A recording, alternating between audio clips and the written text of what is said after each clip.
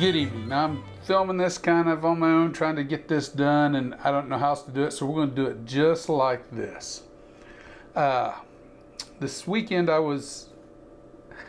went down to northern Oklahoma. I was doing some whiskey hunting, and I found a Glenfarclas 17 here. I also found a Glenfarclas 12. They were both in their discount bin at this liquor store, and they also had a Famous Grouse 12-year-old malt blend. It wasn't a blended scotch, it was a blended malt. Anyway, so I initially walked up with the 12 because the 12 was only 30 bucks, and the malt blend, and I bought those and went outside. And I started thinking about this. Was 94 was on the 12-year-old. She still charged me a 10% discount because it come out of the blend. I thought about from that. I said, well, that's an older bottle of Glenfarclas 17. I'll go back in and get that. I mean, 10% off of that's going to push that price down to about 85 bucks. So I go in there and I put cash on the counter. I'm paying for it, and I open the top like I always do, and I check. And the top, as we can see, is cracked all the way around. I looked at it like that. I pulled it out of the tube carefully, and I looked at it, and I said, I want my money back. I'm not going to buy this in this condition. Sorry. And the lady at the counter was very nice, and she goes, oh, no problem, no problem, you know. And as she's making out the change, the owner walks in, and the owner goes, oh, we'll pick out another one. I said, well, I would, but that was the only one you had. So the owner grabs the top and pulls up, and the top is still connected there, and I looking down, and you can see the cork is degraded. It's an older bottle, and as you can tell by the label, well, I've dated the bottle.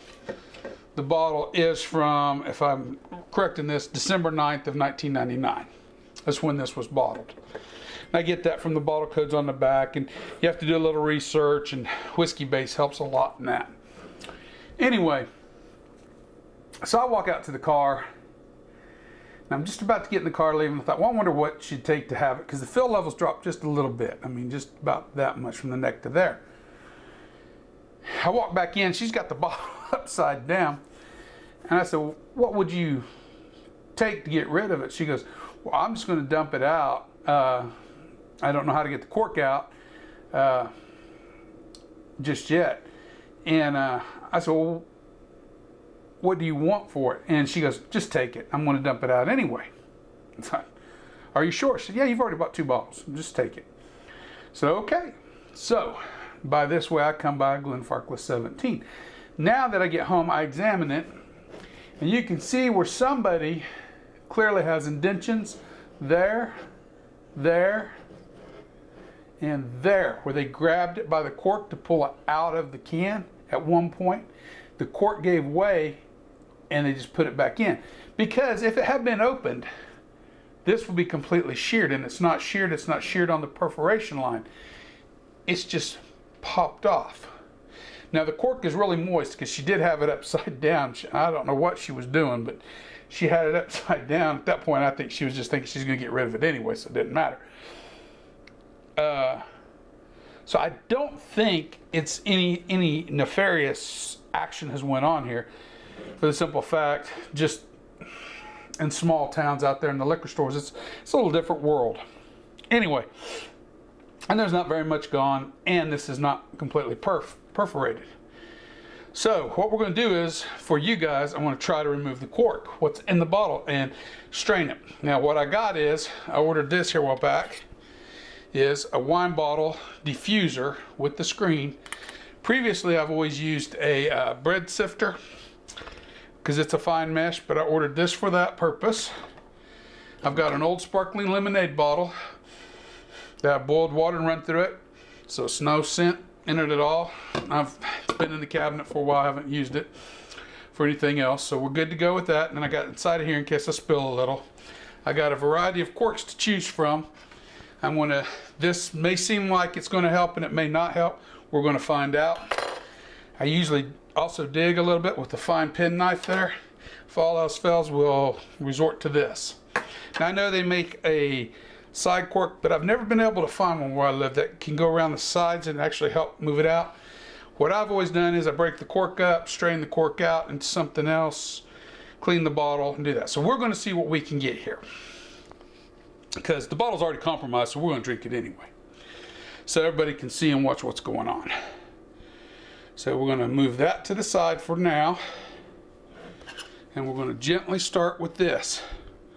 Now sometimes this works better than we think, and sometimes it doesn't work at all, and the cork is moving. You got to be very gently. I think her soaking the cork, holding it upside down, has really helped this. This is going much easier than it normally does. Never usually goes like this. Her pre-soaking this, however she was holding upside down, I have no idea. But this is going even better than, because you guys are seeing it. This is the first time I've even attempted it. So we're in as far as we need to go. We may have just a little bit left. We'll be lucky to get it all out in one piece. And I will probably be proved a liar for once in my life. Oh, I got one little piece down in there.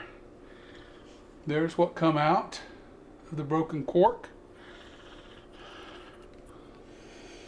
Oh, it smells good to me. I do not. So pre-soaking this probably really helps. We're still going to strain it off to get any little pieces that fell down in there. No, we're not. Not in that anyway. I thought that would fit. We're going to do it in the thing here. So very gently, we pour it through here.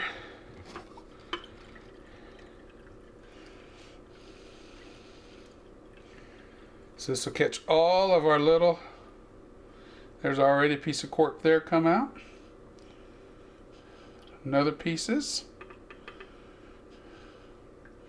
And if you go easy and you let the cork float back to the top, and then you pour gently, it'll get more of the cork out, less will cling to the sides of the bottle. I believe, because we've got 1, 2, 3 little pieces of cork in there.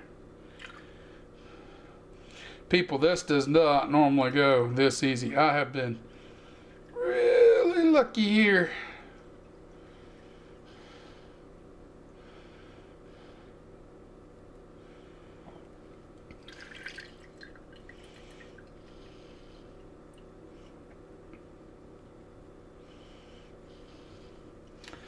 Always check too to make sure none's really over clinging. If there's a small fragment in there, it's not going to hurt nothing. This cork did not dry out, disintegrate. So that's a key to learn. If you have an issue like this, pre-soaking the cork may help, even though it was not done on purpose.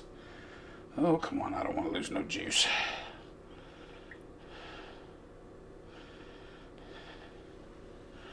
I'll show you guys. In there, if you can see it, we've got, well, we have 1, 2, I don't see the little bitty pieces, that are just 3 little pieces, 4 little pieces of cork inside of there. I don't know if you guys will be able to see any of that or not. We can remove the screen at this point, put that in the dish strainer.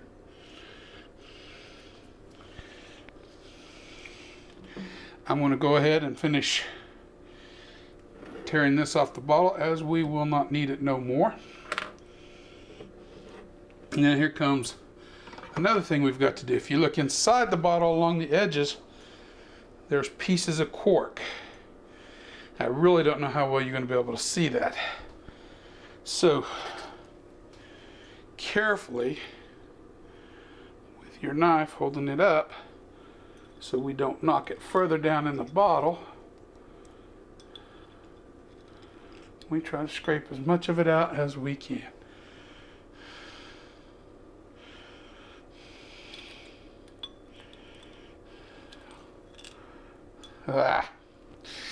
Doggone it.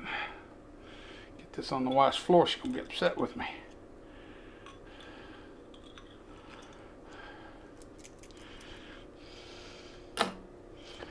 Alright. That should do the trick.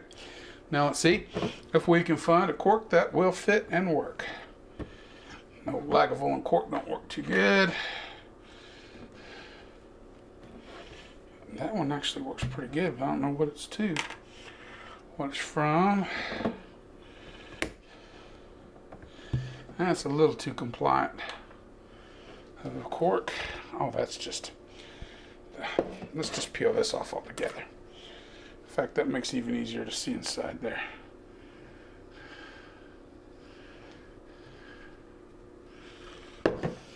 Okay.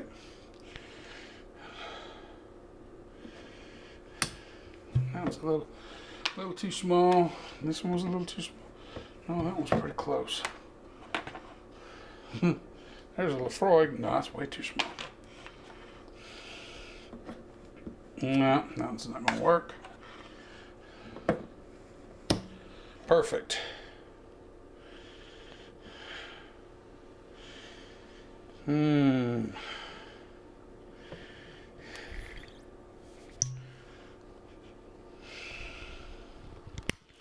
Perfect. So, we've got a Discover the Taste of Islay. Yours to discover. The Taste of Islay. I don't know what that cork's off of right now.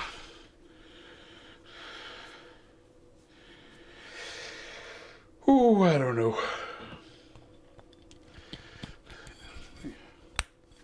But anyway, now we have a working cork.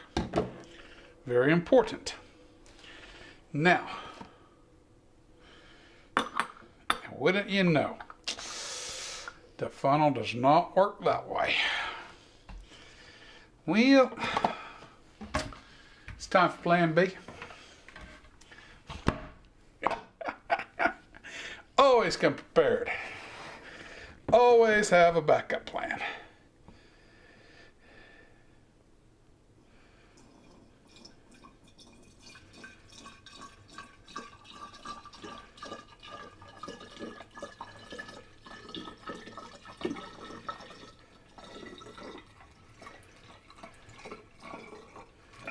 Usually I have a glass funnel I use for this, but since our move and a pack of all my stuff, my glass funnel is out of sorts. And this is my wife's kitchen funnel. I don't remember why she had me saw the tip off of it to make it wider, but she did for some reason. That's why it's such a wide bottom funnel. I forget why she had me do that. It's been years. We've had this funnel for years and used it for years. Anyway, so we have successfully and quite simply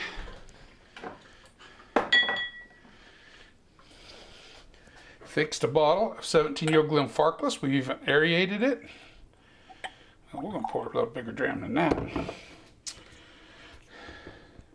And no, I'm not worried about the Islay cork giving it any peat. Most of these corks have been left out for a long period of time.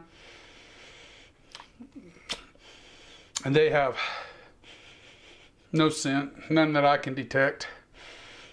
And if it had just a trace anyway, would it hurt? But it doesn't. So, not to my nose anyway. So, there we go. One. Glenfarclas 17-year-old from December 9th, 1999. Let's see the fruits of our labors. And this was free, by the way. This was free.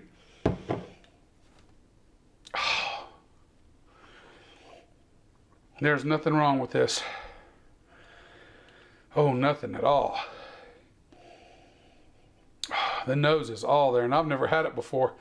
But it's Glenfarclas 12 on steroids with a little less sherry and a little more. Oh, there's still sherry there, though.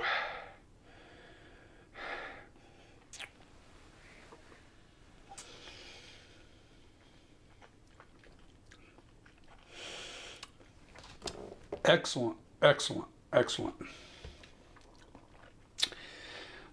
Never hurts to ask. Moral of the story, go back in and ask and see what you can find out.